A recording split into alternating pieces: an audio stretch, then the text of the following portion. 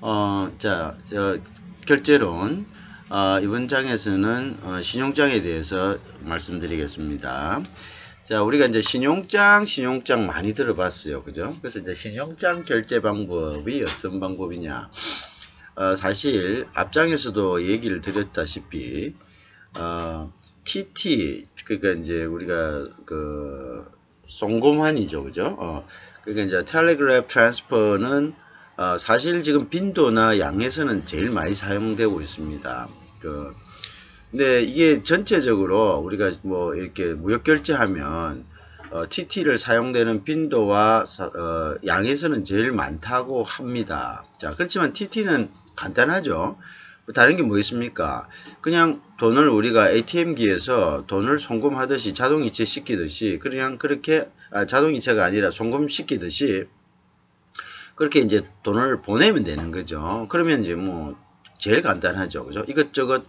근데 그 보내는 것의 전제는 뭡니까? 그거는 확실한 믿음이 있다는 거죠. 확실한 믿음이 있다. 확실한 믿음이 있다는 것은 다른 말로 신용이 있다. 신용이 있는 사람들끼리는 완전히 뭐 TT 보내면 됩니다. 그죠? 그 신용이란 것은 어떤 신용을 얘기할까요? 우리가 무역거래에서의 신용이란 것은 내가 살 사람이 내가 이 돈 보내면 물건 100% 받는다. 그 다음에 팔 사람은 또 이 물건 보내면 돈 100% 받는다라는 신용이 서로에게 있는 거죠. 그죠? 이럴 때는 TT를 사용합니다. 자, 그런데 이제 우리가 그 기업이 글로벌 경영이 되고, 그러니까 이제 글로벌 경영이란 것은 글로벌 밸류 체인에 의해 가지고 최적의 상태에서 최적의 지역에서 그죠? 이걸 분산시키는 거죠. 옛날에는 우리가 사무실, 공장이 대부분 우리가 회사라 이렇게 하면 사무실과 공장이 한 지역에 이렇게 딱 있었습니다.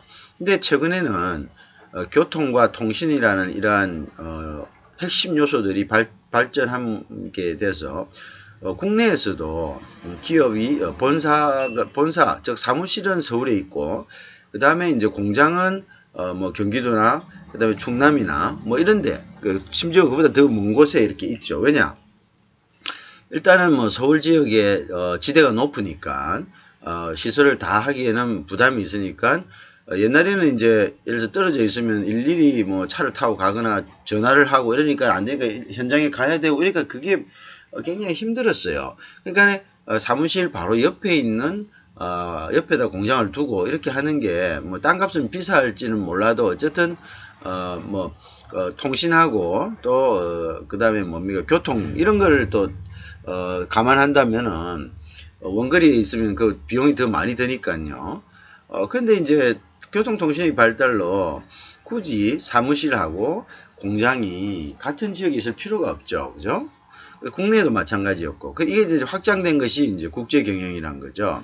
그러니까 글로벌 밸류 체인이란 것은 최적의 입지, 그러니까 가장 유리한 입지에다가 생산 입지, 그 다음에 뭐 재고 입지, 그죠? 그 다음에 R&D, 이런 것들을 최적의 어떤 장소에다가 배치를 시킨다. 그죠? 그래서 이제 그런 이득을 보는 거고요. 이제 그래서 그거를 가능하게 한 거는 뭐냐면, 요즘에 이제 뭐 회의 같은 것도 화상회의 할 수 있고, 통신도 우리가 휴대폰만 가지고 있으면 어디든지 뭐 제한 없이 현장과 똑같이, 그죠? 휴대폰을 보면서도 또 뭡니까? 통신할 수 있고, 그죠? 안에서 이제 서로가 이제 비디오를 보면서 리얼타임으로 할 수 있고. 이러니까 결국은 원거리로 이제 나가게 되죠. 그러니까 그런데 이제 이 경우에는 자회사하고 본사하고 사이의 관계니까요. 자회사 본사 사이에도 돈거래가 분명히 있죠.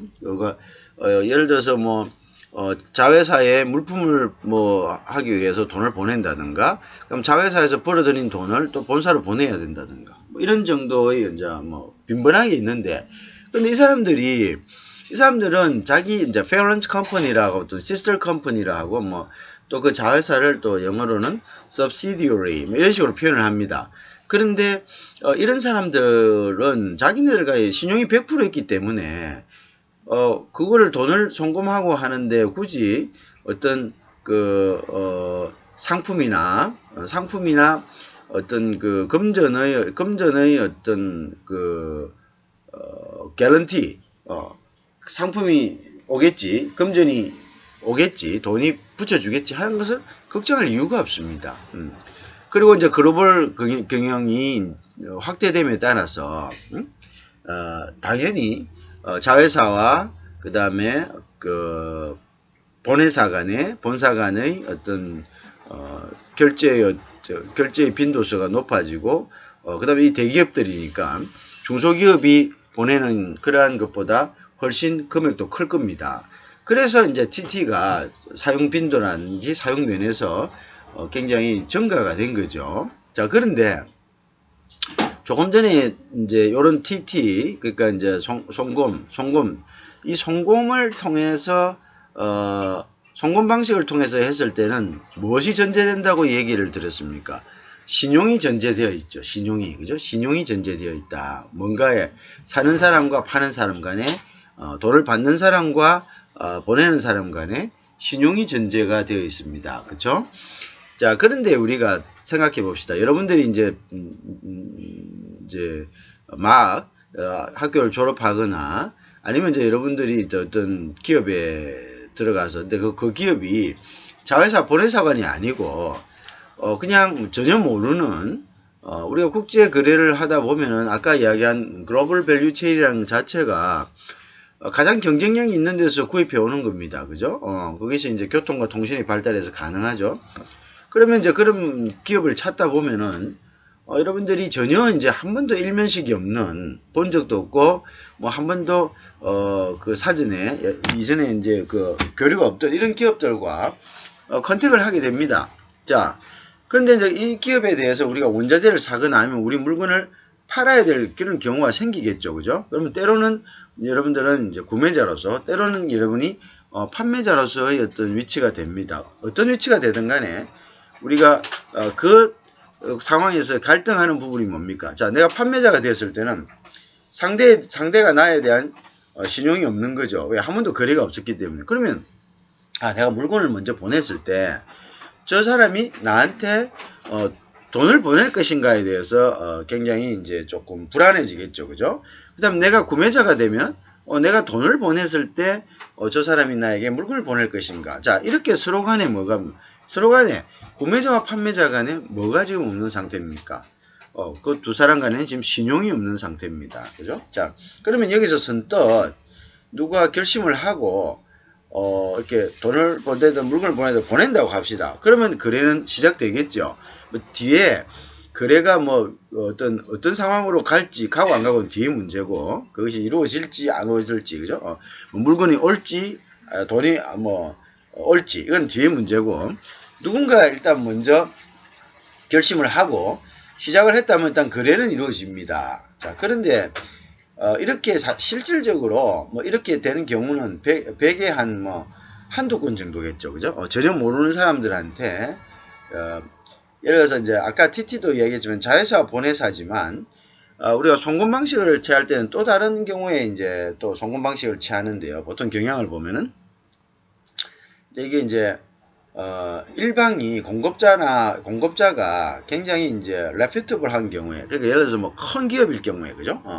뭐 글로벌한 기업이 예를 들어서 뭐 어떤 중소기업이 작은 중소기업이 삼성을 상대로 해서 뭔가를 구입을 하려고 한다. 그러면 이제 이 사람들이 조금 부담이 되고 좀 위험하지만 돈이 액수가 좀 크지만 뭐 삼성이 뭐 돈 받고 뭐 물건 떼먹겠냐 이런 식으로 생각하겠죠. 그죠? 그럴 때는 우리가 그 상대방에 대한 신용이 크죠.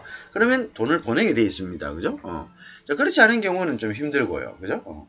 그 다음에 이제 돈이 예를 들어서 뭐 전혀 모르는 기업 간에도 돈의 액수가 작다. 예를 들어서 그건 상대적이지만 돈의 액수라는 것은 내가 한 100만 원 정도는 보내가지고 뭐 뛰어도 뭐 큰 우리 회사에 지장이 없다. 그런데 지금 좀 급하다. 그리고 저 꼭 필요한 거다. 그러면은 뭐 100만 원을 가지고 막 복잡하게 뭐 이렇게 뭐 신용조사하고 그 다음에 뭐 신용장 열어가지고 왔다 갔다 하는데 오히려 경비가 더 발생하겠다. 그러면 이거 일단 보내주자. 뭐 뛰면 뭐 어쩌겠나 뭐 근데 어떻게 하겠나 우리 지금 뭐 급하니까 물건을 먼저 빨리 사야 되는 입장이니까 이렇게 될 수가 있죠. 자, 그럴 때는 또 TT를 쓸 수가 있죠. 그죠? 그러니까 신용이 완전히 있거나 아니면은 그 이제 부담이 없거나 그 금액에 대해서 그죠? 그런데 그렇지 않고 전혀 모르는 회사인데 뭐 어느 정도 진짜 잘못되면 회사의 어떤 그 큰 치명타를 입을 수 있는 이런 경우는 그 TT 방법을 쓰지 않고 이제 서로가 이제 눈치만 보고 있는 거죠. 자, 이런 눈치를 보고 있는 상태라면 거래는 절대 시작되지 않습니다. 자, 그래서 이제 이러한 것들, 이러한 부분들을 해결하기 위해서 이제 은행이 이제 어떤 제안을 한 거죠. 그래, 은행이 어떤 방안을 도입한 것이 바로 신용장입니다. 자, 그러면 은행은 이제 글로벌 네트워크가 돼 있죠. 세계 어떤 은행이든 은행연합회에 가입한 은행들은 서로 간에 케이블이라는 게 있습니다. 그래서 이 케이블이라는 것은 소위 이야기하는 보호된 송신장치다. 우리가 이제 유선 같은 경우는 전화선 같은 경우는 중간에서 인터셉트가 가능합니다. 그죠? 그 다음에 휴대폰도 마찬가지죠. 휴대폰도 도청이나 아니면은 중간에서 설거문이 들어올 수 있습니다. 그래서 그에 대한 정보를 갖다가 왜곡시키거나 정보를 빼갈 수가 있죠. 근데 이제 그렇게 하지 못하게 한 것들이 이제 암호화된 방법으로 어떤 문서나 문자를 갖다가 전송하는 그런 것을 우리가 은행 간의 네트워크를 우리가 케이블이라고 그럽니다. 케이블. 그래서 이제 이 케이블을 통해서 좋다. 그러면 우리가 이거는 이제 글로벌하게 우리 은행 네트워크는 좀 통하니까, 우리가 뭐 속대 이야기해서 온라인으로 송금을 했다 해도 그것이 결국 뭡니까? 온라인 송금이 케이블을 통해서 가는 거죠. 그죠? 자, 그러니까 이제 은행에서 제안을 합니다.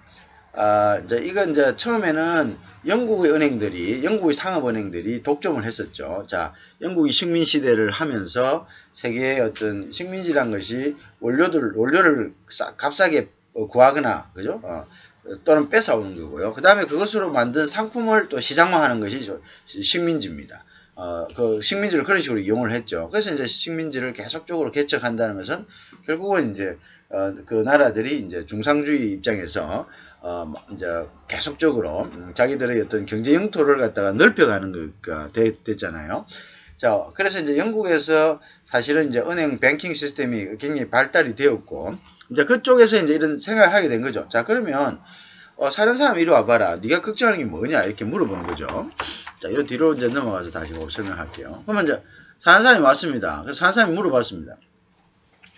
저는 우리가 지금 격지간에 뭐 국내 같으면은 가가지고 쫓아가가지고 또 뭐 돈 받을 수 없고 만약에 물건 가면은 물건을 갖다 뭐 다시 대가져올 수도 있는데 물론 물건 함부로 대가져오면 안 됩니다. 준 물건은 일단 돈을 받았든 안 받았든 소유권이 그쪽으로 넘어간 겁니다. 그죠?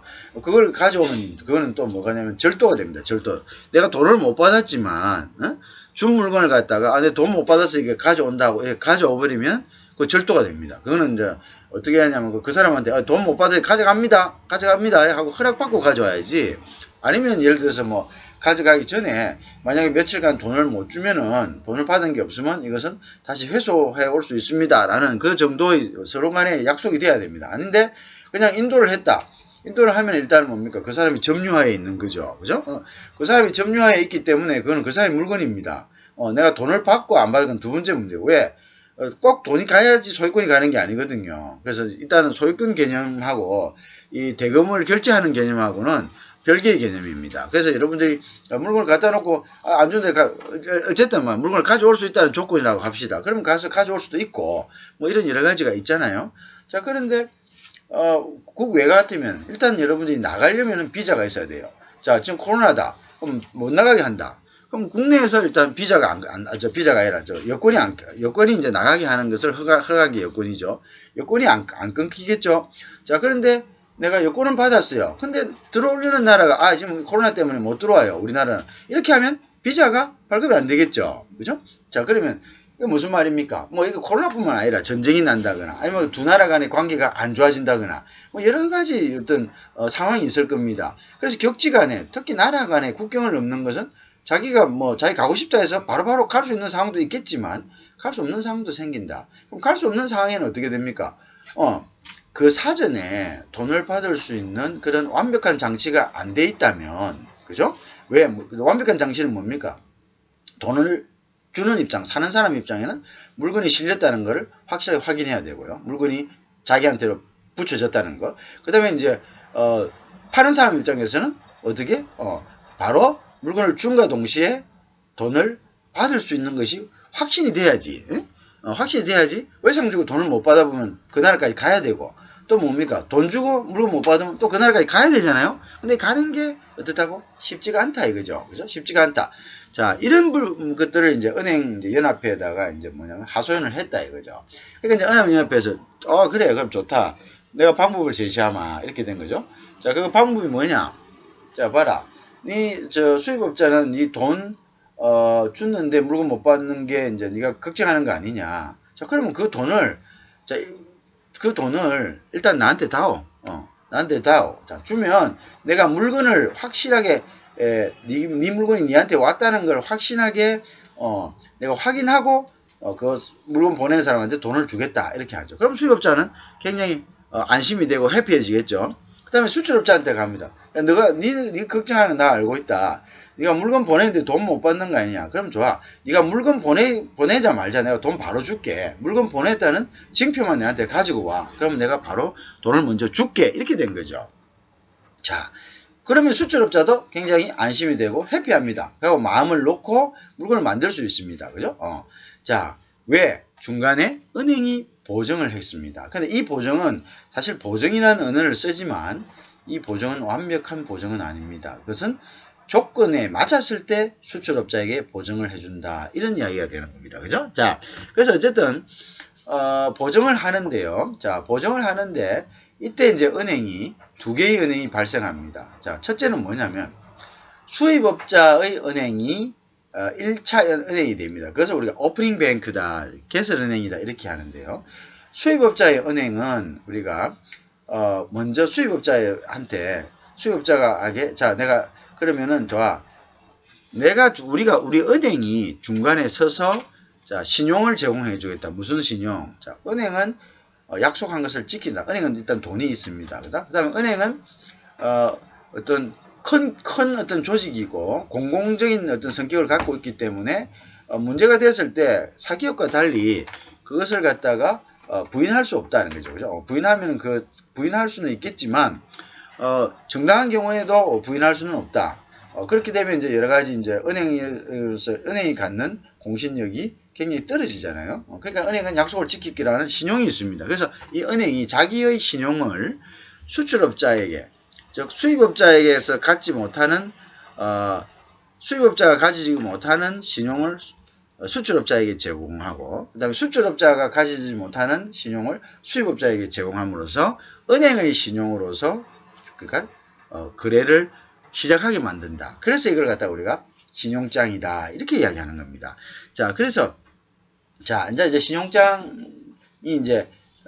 신용장이 시작하기 위해서는 일단 수입업자가 자기가 소재한 지역의 자기가 거래하는 은행에 가서 꼭 거래하는 은행이 아니라도 됩니다만은 거래하는 은행이 여러 가지로 편리함이 있습니다. 왜냐하면 신용장을 열기 위해서는 여러 가지 문서라든지 이런 것들이 기존에 작업이 필요합니다. 근데 그런 작업들을 보통 이제 시작을 하려면은 전혀 아무런 자료가 없는 은행에 가가지고 자기 회사에 대한 자료가 없는 은행에 가서 그걸 시작하려면 못해도 한 두세 시간이 걸려요. 그러면 은행이란 것이 본인만 있는 게 아니잖아요. 그죠? 본인만 있는 게 아니니까 여러 가지 이제 시간적으로 다른 손님들이 있고 이러니까 이제 은행도 불편하고, 그다음에 의뢰를 하는 사람들도 뭐 좀 불편하고 이랬죠. 그래서 평소에 거래하던 은행에 가면은 자기 회사에 대한 정보들이 다 있고, 그래서 보다 좀 신속하게 진행될 수가 있습니다. 그래서 보통 이제 수입업자가 자기가 거래하던 은행에 갑니다. 자, 요때 이제 은행이 이제 보통 오프닝 뱅크다 해서 신용장에서 뭐냐면은 은행이 첫 번째 은행이 되고요. 그 다음에 이제 이 수입업자 은행이 수입업자의 오프닝 뱅크는 수입업자의 지역에 있죠. 예를 들어서 한국이라면 한국에 있죠. 근데 수출업자 미국에 있다면 이 수입업자 은행이 미국에 있는 수출업자하고 계속 통신할 수 없잖아요. 그럴 밖에 뭐 무슨 큰 차이가 있습니까? 네트워크라는 좋은 점이 이점이 없죠. 그래서 또 다른 은행이 하나 또 개입합니다. 뭐냐면은 통지은행 또는 내고은행이라는 수출업자의 지역에 있는 은행입니다. 그 은행은 수입업자의 은행과 같은 은행일 수도 있고 다른 은행일 수는 상관없습니다. 왜냐하면 은행과는 네트워크가 되기 때문에요. 그러면 대부분의 경우는 이 은행은 수입업자가 거래하는 은행에 가서 신용장을 열었듯이 수출업자가 평소 거래하는 은행에 통지를 해주고 그 은행에서 수출업자가 돈을 받게 만듭니다. 그래서 이제 이것을 갖다가 우리는 내고은행 또는 어드바이징 뱅크다, 내고은행이다 이렇게 이야기합니다. 근데 보통 내고은행이 어드바이징 뱅크 즉 통지은행을 같이 하는 경우가 많습니다. 통지은행은 뭐냐면은 통지은행과 내고은행은 조금 틀린데요. 예를 들어서 이제 수출업자가 있는 지역에 은행을 다시 하나 만드는 이유는 뭐냐면 수출업자가 쉽게 뭡니까 돈을 갖다가 대금을 지급받을 수 있게 하기 위해서, 그리고 수출업자가 쉽게 서류를 넘겨주기 하기 위해서, 그죠? 그렇게 이제 그런 편리성 때문에 은행이 하나 더 개입되는 겁니다. 그래서 이제 이 은행들을 우리가 이제 다시 보면은, 자, 수입업자가 일단 수입업자가 일단 자기가 거래하는 은행에 가서 LC를 엽니다. 그죠? 자, LC를 연다는 것은 LC를 신청한다. 자, 신용장으로 거래할 수 있게 해주십시오라고 LC를 신청합니다. 그래서 이제 요 때를 수입업자를 우리가 applicant, 신청자를 하고요. 그 다음에 이제 이 신청을 받아들인 은행을 갖다가 오프닝 뱅크다 이렇게 이야기합니다. 오프닝 뱅크는 이제 개설은행이다. 뭘 개설하느냐 하면은 신용장을 개설한다. 자, 신용장을 개설하기 전에 아까 뭐라 했습니까? 은행은 뭡니까? 그래, 너 돈 보내는 거 불안하지. 그러니까 돈 우선 나한테 먼저 맡겨. 그럼 내가 이 돈을 네가 준 돈을 가지고 있다가 네 물건이 실린 걸 확인하고 이 돈을 줄게. 이렇게 한 거죠. 그러니까 돈을 먼저 받아야 됩니다. 이 돈을 먼저 이제, LC를 개설하면서 이 돈을 받습니다. 오프닝 뱅크가.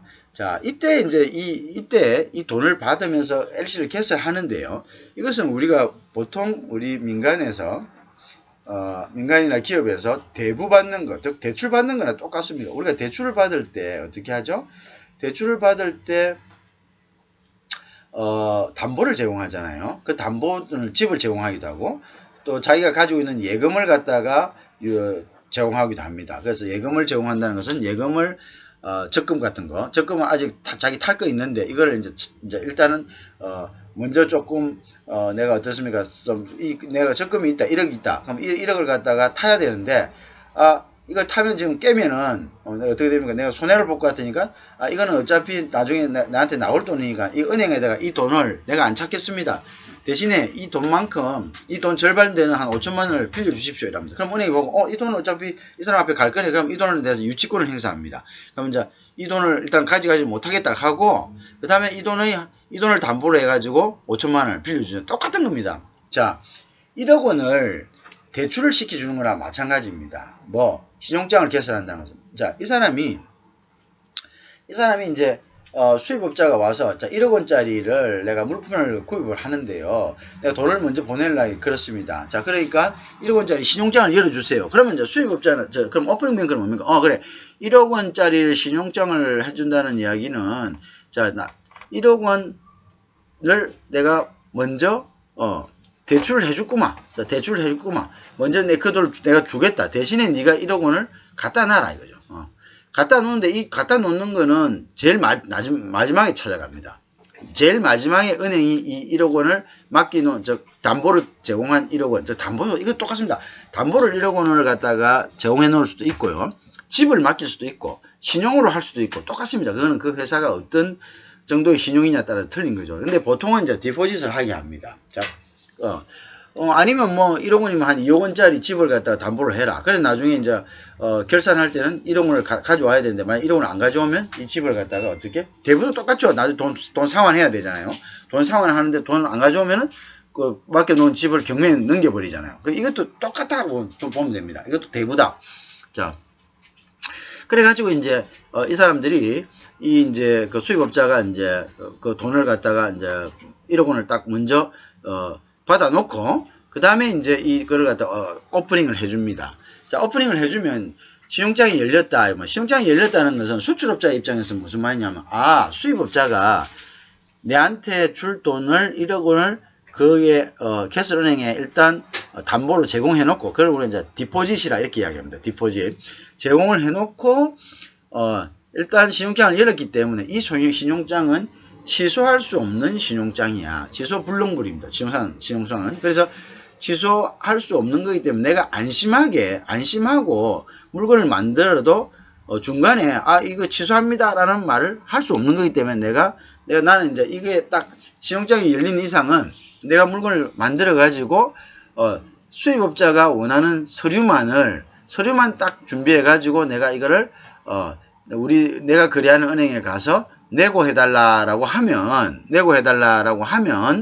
바로 내가 돈을 받을 수 있다라고 뭡니까? 안심하고 물건을 만드는 거죠. 안심하고. 무슨 말 알겠죠? 안심하고 물건을 만들 수 있다는. 그럼 수입업자. 자, 그러면 이거를 갖다가 수입업자가 이걸 갖다 오프닝을 했습니다. 그럼 이 오프닝을 한 거를 그럼 수입업자는 누구에게 통지를 해야 됩니까? 수출업자에게 통지를 해야 되죠. 그럼 그 중간에 이거를 수입업자는 어디에 있습니까? 오프닝 뱅크, 즉 개설은행은 어디 있습니까? 수입업자의 지역에 있죠. 그러니까 이걸 통지를 하려면 수출업자에 있는 어떤 은행을 통해서 통지를 해야 됩니다. 물론 통지은행은 굳이 수출업자의 지역이 있지 않아도 다른 제3국에 있어도 서류로 통지할 수 있습니다. 서류로 DHL이나 이런 서류로 통지할 수가 있습니다. 그죠?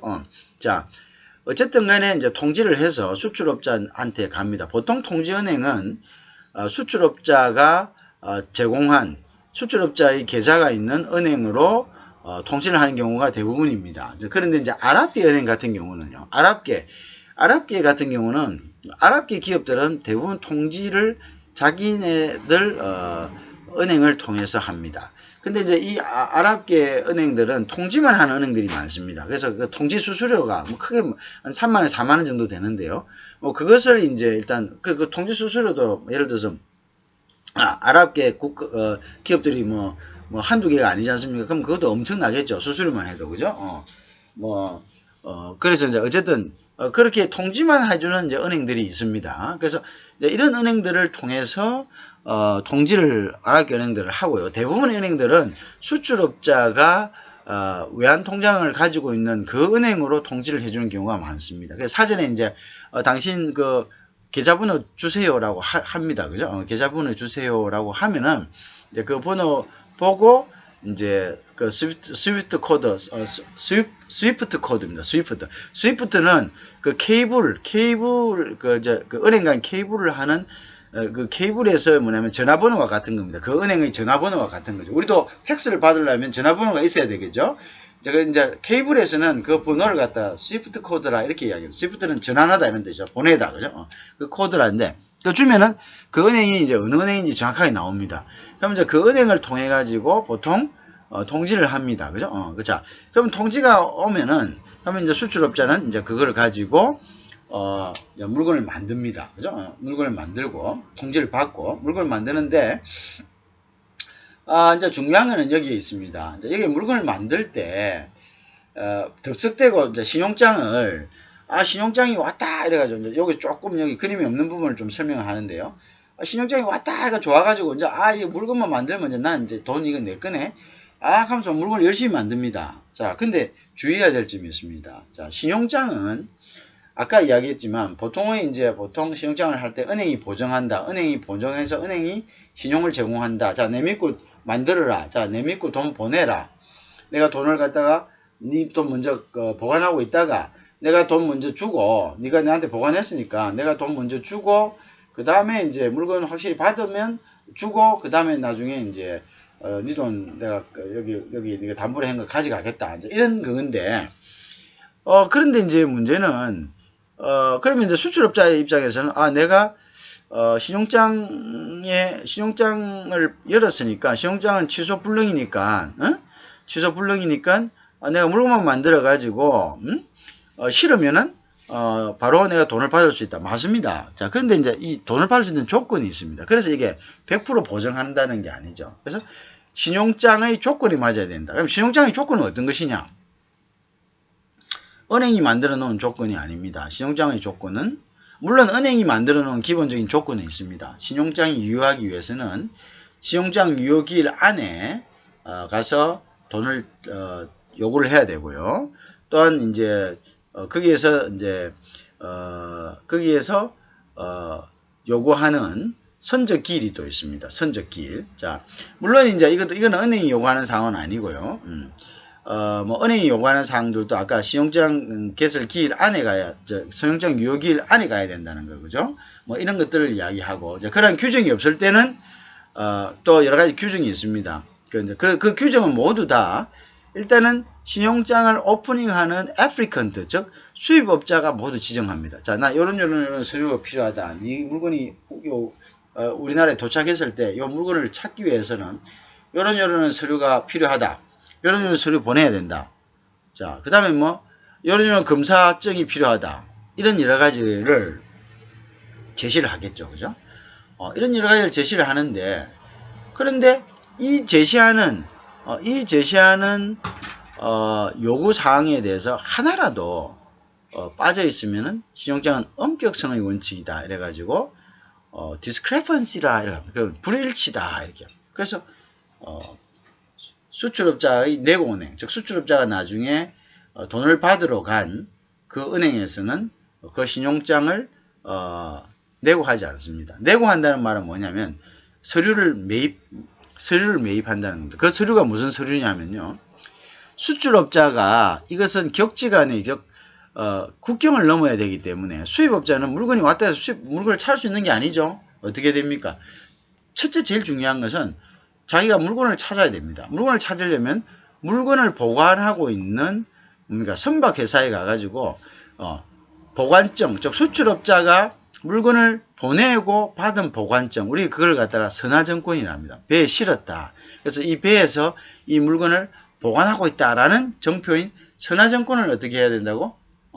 우리가 지금 원칙적으로 택배도 마찬가지입니다. 택배도 원칙적으로는요, 보낸 사람이 수탁, 즉 택배를 보냈다는 영수증을 갖다가 발급받아갖고 이 영수증을 받을 사람한테 우편으로 보내야 됩니다. 원래는 보내서 그 받을 사람이 그걸 가지고 확인증을 가지고 가서 그 택배를 찾아야 되죠. 그 확인증을 가져간 사람. 여기서 이야기하는 이 확인증, 즉 이 확인증, 이 물건을 붙였다는 이 확인증이 소위 하여서 이 극격지간의 어떤 신용장이나 뭐 신용장뿐만 아니라 격지간의 그 무역거래에서는 이걸 갖다가 우리가 선화증권이다 이렇게 합니다. 선화증권은 배에 실었다는 것을 갖다가 증명하는 bill of lading입니다. 그래서 이것은 선사에서 선사, 즉 뭐 한진이지 뭐 이런 뭐 현대라든지 이런 선사에서 발행하는 확인증입니다. 물품 보관증입니다. 자, 이것이 있어야지 나중에 수입업자는 물건을 찾을 수 있는데, 이 물품 보관증을 물론 나중에 surrender라 해가지고 이 BL 없이 찾을 수 있는 경우가 있습니다. 그렇지만 이 BL 없이 찾을 수 없는 것은 수출업자가 미리 돈을 지급받은 경우입니다. 돈을 지급받았기 때문에 자기가 당연히 물건을 찾아갈 수 있게 해야 되죠. 이럴 때는 원래는 선사에서는 이 BL, 즉 선화증권을, 즉 물건 보관증을 갖고 와야지 물건을 내주는데, 수출업자가 물건 보관증 안 가져가도 제 물건 그냥 그 사람한테 주세요 라고 했을 때는 수출업자는 이 선사에다가 surrender를 요청합니다. surrender를 합니다. surrender. 나 거기에 대해서 surrender라는 것은 항복하다. surre. 난 포기하다 이런 뜻이죠. 포기했다. 그 물건에 대한 나의 권리를 포기했다. 그러니까 그 물건은 찾으러 오는 사람들한테 그냥 주라. 왜? 물건이 도착하기 전까지 그 물건 누구의 소유죠? 누구의 소유죠? 그걸 가지고 있는 사람의 소유입니다. 뭘 가지고 있는 사람? 물건 보관증을 가지고 있는 사람. 발행된 물건 보관증. 그죠? 물건 보관증이 아직 수입업자가 가지고 있지 않아요. 그럼 수입업자는 뭡니까? 이 물건 보관증을 받기 위해서 내고은행에다가 돈을 주고 이 물건 보관증을 확보하세요. 이렇게 되는 거죠. 그죠? 알겠죠? 물건 보관증을 확보하세요. 이렇게 되는 거죠. 그죠? 물건 보관증을 확보하세요. 이렇게 되는 거죠. 자, 그래서 이제 물건 보관증.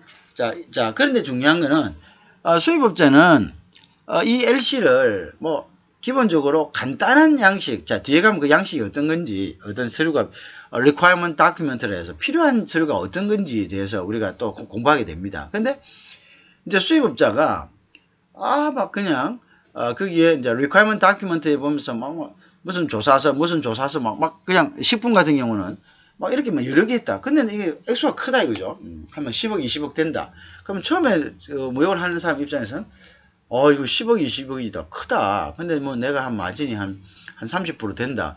그러면 내가 이거 뭐 한 10억짜리 하면 한 3, 4억 되고 20억짜리 하면 한 6억 되네.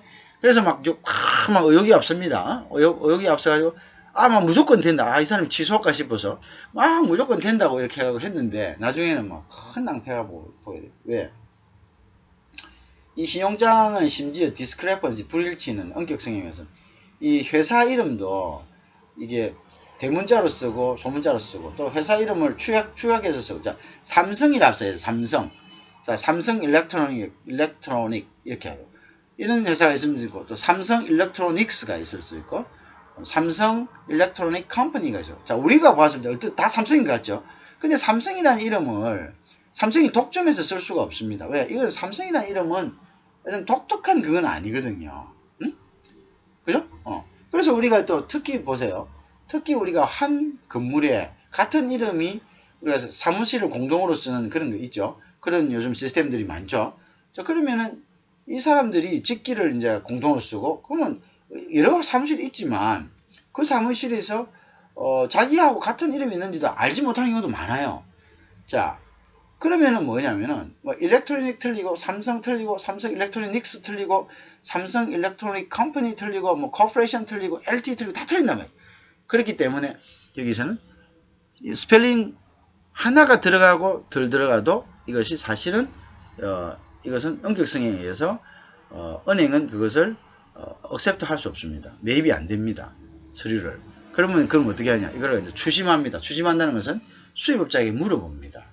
자, 물어봐서 자, 이렇게 얘기에 대해서 불일치, 디스크레펀시가 왔는데 이거 어떡할까요? 이거 매입할까요? 말까요? 이렇게 물어보는 거예요. 왜?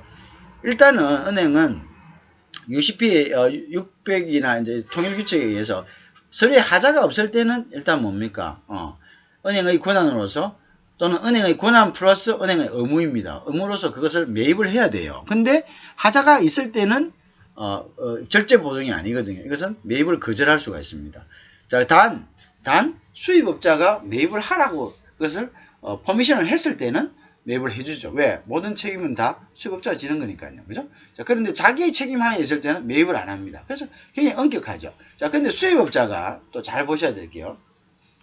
그래서 이제 우리가 이 신용장에서 나오는 내용을 일을 시작하기 전에 수출업자는 꼼꼼하게 체크를 해야 됩니다. 수입업자는 또 이런 경우가 있습니다. 자, 내가 우리 비즈니스라는 것은 굉장히 시시각각으로 상황이 급변합니다. 자, 내가 어떤 수입업자도 뭔가 계약을 받았겠죠. 그래서 그것을 위한 원자재를 사기 위해서 또 수입을 하겠죠.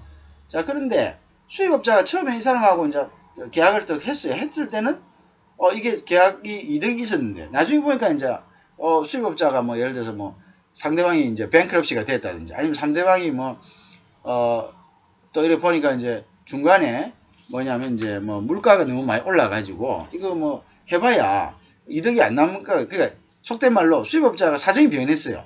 사정이 변해가지고 LC를 오프닝 할 때하고 그때하고 상황이 많이 변해버리면 수입업자도 이거를 터잡아가지고 이 디스크레펀시 불일치를 터잡아가지고 이거 나 구입 못합니다. 이렇게 나올 수가 있는 거죠. 이거 용납 못합니다. 그러면 수출업자는 물건 실컷 만들어 놓고 이 까다로운 수입업자의 요구사항, 즉 리ኳ어먼트 때문에 신용장 결제를 받지 못하는, 즉 내고를 하지 못하는 이런 엄청난 상황이 벌어질 수 있다는 거죠.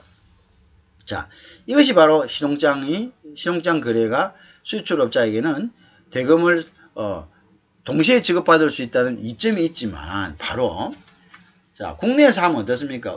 끊고 뭐 외상 있고 이러면 보통 우리가 유동성 위기라는 게 뭘 이야기합니까? 유동성 위기. 유동성 위기란 것은 내가 순간적으로 자, 우리가 유동성 위기에 의한 뭐 부도, 유동성 위기에 의한 법정 관리 이런 게 있습니다. 유동성 위기란 것은 내가 돈 받을 게 현금의 위기라는 뜻이죠. 유동성에서 이때 유동성에서 현금 흐름이 조금 엇박자가 났다. 뭐냐? 내가 받을 돈은 3억 있어. 근데 내가 줄 돈 1억 있어. 근데 내가 받을 돈이 제대로 안 들어와야 될 날에. 그러니까 내가 받을 돈이 더 많음에도 불구하고 내가 줄 돈을 지금 못 주고 있는 거야. 이렇게 되면 어쨌든 기업은 뱅크럽시 되는 겁니다. 그걸 우리가 유동성 위기다 이렇게 이야기하거든요. 중요한 것은 어쨌든 간에 이제 수입업자가 이런 식으로 되었을 때 결국은 수출업자는 실컷 물건을 만들어 놓고 어떻게 돼? 결국은 돈을 타지 못하는 경우가 생기는 거죠. 그래서 수입업자가 오프닝한 이러한 내용들을 수출업자는 어떻게 해야 된다고? 내용을 아주 세세하게 먼저 점검을 해야 됩니다. 아주 세세하게 점검을 한 다음에 그 다음에 이제 그 부분에 대해서 우리가 이제 문제가 없다 싶으면은 문제가 없다. 그러면 이제 뭐냐면 LC를 갖다가 accept 하면서 일을 시작하면 됩니다. 문제가 있다 이러면 어떻게 됩니까? 그럼 그때 이 돈 어떡하냐? 돈 이거 막 이렇게 고심되지만 그것은 오히려 더 큰 함정일 수가 있습니다. 더 큰 함정일 수 있고 그 다음에 또 뭐냐면은 additional condition이라는 게 또 있습니다. 그 LC에 보면은 근데 그 additional condition도 사실 보면은 이 수입업자가 LC를 오프닝 할 때 그 안에 내용은 은행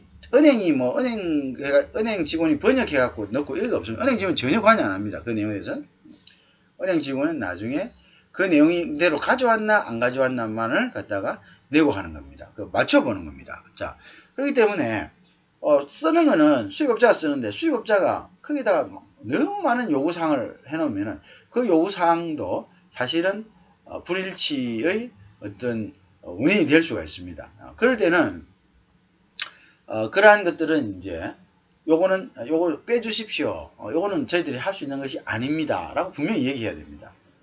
분명히 얘기를 안 하면은 어떤 그게 되냐면요.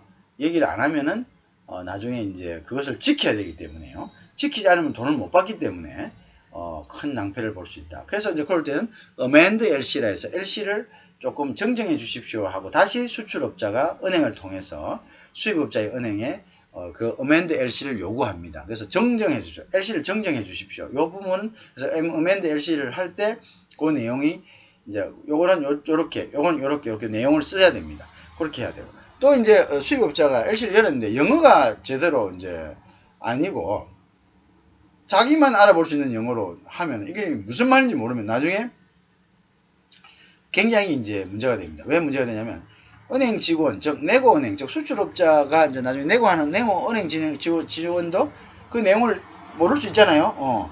그러니까 뭐 언어란 것은 어느 정도 뭐 문법이 맞아야 되죠. 그러면 이제 일단 수입업자한테 이게 무슨 내용입니까? 보내죠. 그럼 그거는 일단 안 돼요. 그럼 수입업자가 자의적으로 이겁니다. 이러는데 그러면 그걸 하는데 또 은행 직원이 그거 하나 붙잡고 하지 않거든요. 내일만 있는 것도 아니고 그걸 할 이유도 없습니다. 그러면 그럴 때는 애초에 이 내용을 보고 이걸 정정해가지고 명확하게 하지 않은 수출업자의 책임이라서 그 사람은 수입업자는 이거 지금 서로 간에 악유가 있기 때문에 수입업자하고 수출업자가 이 문구에 대해서 이 문구가 의미하는 바가 뭔지에 대해서 서로 간에 지금 의견이 안 맞기 때문에 저희는 이것을 갖다가 흡수할 수 없습니다. 인수할 수 없습니다. 이렇게 이야기합니다. 무슨 알겠죠? 그래 되면은 엄청난 낭패에 처하게 되죠. 그래서 처음에 우리가 스위프트가 온다 이렇게 이야기합니다. 즉 수입업자가 LC를 오픈한 그 내용이 수출업자의 어떤 어드바이징 뱅크를 통해서 이제 와서 어드바이징 될 때 이거 받는 거를 갖다가 우리가 스위프트 이렇게 얘기합니다. 그 내용이 똑같습니다. 수입업자가 이제 요구한 내용을 이제 시용창 양식에 해갖고 쫙 이렇게 케이블된 것을 프린트한 겁니다. 그 스위프트 한 것을 이제 이렇게 온 거죠. 온 거를 갖다가 이제 보고 거기에서 이제 우리가 명확하게 그 부분이 고칠 것은 어멘드 할 것은 어멘드를 요청을 해야지 나중에 문제가 없는 거지. 이걸 요청 안 하고 그냥 돈이 일단 먼저 막 생각이 나가지고 어쨌든 해서 보내면 뭐 저 사람들도 뭐 거래하는 사람인데 조금 봐주겠지. 천만의 말씀입니다. 그거는 이제 나중에 이제 수입업자가 상황이 바뀌거나 여러 가지 되면 이제 그것을 터잡아 가지고 아예 이제 매수를 안 하게 되면은 이제 수입업자가 수출업자는 엄청난 이제 물건을 보내고 나중에 이제 엄청난 그 비용을 치러야 될 이제 이러한 난처한 상황이 이제 발생할 수 있다. 그죠? 그래서 여러분들이 그런 부분들에 대해서 굉장히 이제 좀 엄격해야 된다. 그죠? 그걸 이제 꼭 명심하기 바랍니다. 자, 이번 시간 여기까지 하겠습니다. 다음 시간에 또 디테일하게 또 더 들어가니까요.